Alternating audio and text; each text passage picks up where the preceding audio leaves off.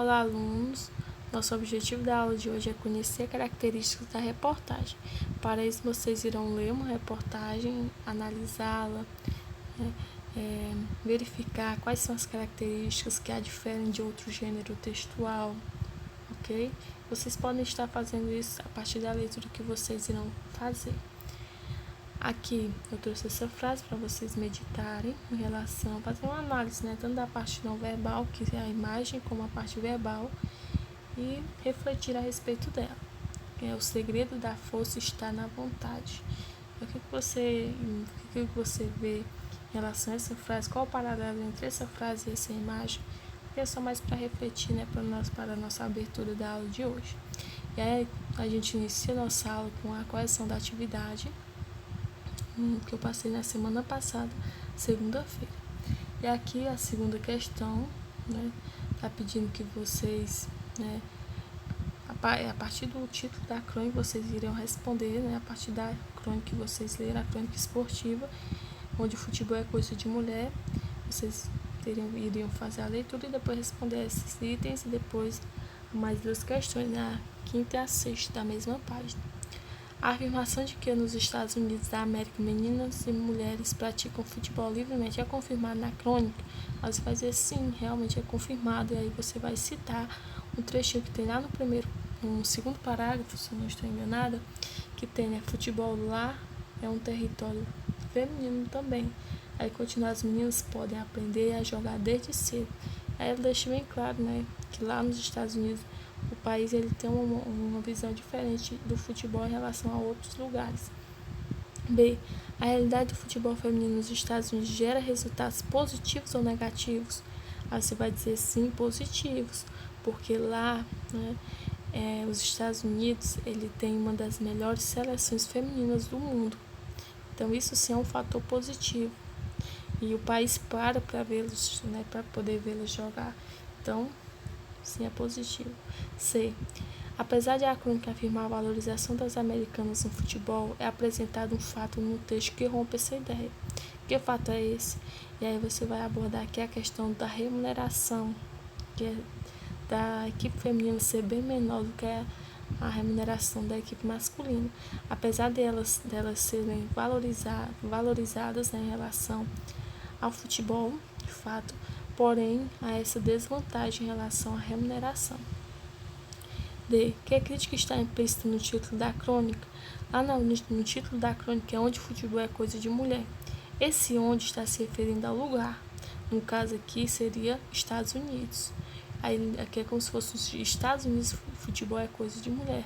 Diferente de alguns outros lugares, como principalmente a autora cita no texto, o Brasil, que ainda muitas pessoas enxergam e lidam, com o futebol feminino como se fosse algo masculino e não feminino. É como se houvesse algum tipo de discriminação com isso. Aqui, quinta, que fato citado no texto é ponto de partida para a crônica? A autora ela resolveu escrever essa crônica a partir do fato, das jogadoras de futebol terem entrado com uma ação, para que as leis fossem aplicadas, contra a discriminação no trabalho, porque elas jogam, elas são jogadoras e, fazendo a comparação só pelo fato de elas serem mulheres, elas ganham inferiores aos homens, certo? Então aqui é a resposta da quinta. Sexta, a cronista concorda com a iniciativa das atletas estadunidenses de futebol ou discorda dela? Aí você vai dizer que concorda, justa resposta. Aqui você vai dizer, pois considera o tratamento desigual dado a homens e mulheres no esporte uma tremenda falta de visão. Aqui está entre aspas, porque foi a fala do jeito que ela disse lá no texto, certo? Ela fala que isso é uma tremenda falta de visão, porque o homem, e a mulher, se eles realizam a mesma função, o certo seria receber também o mesmo valor, certo? Então aqui a correção da atividade. E agora vamos iniciar com a nossa reportagem de hoje, que tem como título As Meninas que Estão Mudando a Escola. E aí só vocês podem perceber aqui, é um lado, vai tratar mais do fato também, de um lado de discriminação em relação às mulheres, só que como essas mulheres, né, como é que elas vêm enfrentando isso, né, como é que elas conseguem mudar essa situação. E aqui o texto inicia com a autora fazendo uma abordagem sobre o fato de, em alguns momentos, em alguns lugares também, em escolas, as mulheres vão sendo inferiorizadas em relação ao homem, certo? Os homens não deixam ela participar do esporte, não deixam jogar juntamente com eles, não deixam participar de algumas aulas. Então, isso, né, ela mostra logo aqui nesse início. E aí depois você vai ver que aqui ela faz essa abordagem, né, que ainda existe esse tipo de escola, mas também que existe escolas que já promovem uma educação de igualdade de gêneros. E aqui no segundo parágrafo ela fala, né, enquanto alguns se questionam, muitos jovens, suas alunas, se mobilizam ao lado das ocupações secundaristas. As iniciativas feministas, sejam as organizadas em coletivos ou as espontâneas e individuais, são a grande novidade de hoje. Novidade no hoje efervescente cenário da juventude estudantil. Então ela fala que hoje isso está mudando, né? Em relação ao parágrafo anterior que eu falei, né? Hoje há algumas iniciativas que vêm mudando esse cenário, ela fala que é a grande novidade nesse cenário de juventude estudantil. E aqui, nesse terceiro parágrafo, juntamente, se eu não me engano, com o quarto, ela vai falar de alguns momentos na história que as mulheres, né, lutaram pelo seu direito e conseguiram, que foi o caso do voto, né, que ela chama que está a grande primeira onda, né, a primeira grande onda. Aí a segunda grande onda ocorreu com a invenção da pílula anticoncepcional. E aí a terceira, né, ela diz assim, hoje já dá para falar na existência de uma terceira onda com o feminismo mais plural do que nunca. O barulho dos movimentos no século XXI é considerável. O que chama a atenção é a grande aderência. E hoje a gente pode perceber que essa grande onda é o fato da mulher querer ser tratada não igual ao homem, mas com os mesmos direitos que o homem. Porque ainda há muito essa desigualdade, né? Tanto em questões salariais como em outras questões também sociais, que a mulher ainda é muito desvalorizada em relação ao sexo masculino. Então a grande onda atual é essa. E ela vem ganhando destaque porque agora ela abrange mais porque tem a internet. A internet trouxe a possibilidade de que as pessoas, né, possam falar, possam se unir de forma mais abrangente, né? Porque antes só se unia num grupinho ali, né, pessoalmente mesmo. Hoje com a internet não, já o mundo inteiro pode estar conectado no mesmo movimento. E aí aqui ela vem falar nesse quinto parágrafo que a escola, né, quer dizer assim, apesar de ser liderada, não. É importante que se diga que a escola é um dos ambientes mais machistas da sociedade. Eu queria que vocês refletissem a respeito disso. Não precisa copiar nada, só fazer uma reflexão. Se você concorda ou discorda dela, aí você pode até falar comigo no WhatsApp, né, dando uma resposta em relação a isso, tá certo? E aqui, né, a dominação, que parece natural, aqui ela fala mais de algumas questões que o machismo ele é como se fosse algo natural da sociedade, como se não pudesse mais fazer nada para mudá-lo, porque é como se fosse algo já entranhado na sociedade, já fosse da sociedade, entendeu?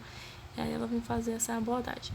Aqui, mulher não serve para as exatas, e aí aqui ela vem dizer que a mulher sim serve para exatas, porque ela, né, como ela até cita, a autora cita um professor que diz que a mulher tem a mesma capacidade de aprendizagem que o homem, só que existem o caso das famílias desde cedo colocarem na cabeça das filhas que existe a profissão de homem, existe a profissão de mulher, e isso acaba, né, fazendo com que isso aconteça de forma que acaba vendo as exatas, as ciências exatas mais para mais como se fosse uma função do sexo masculino do que para o feminino.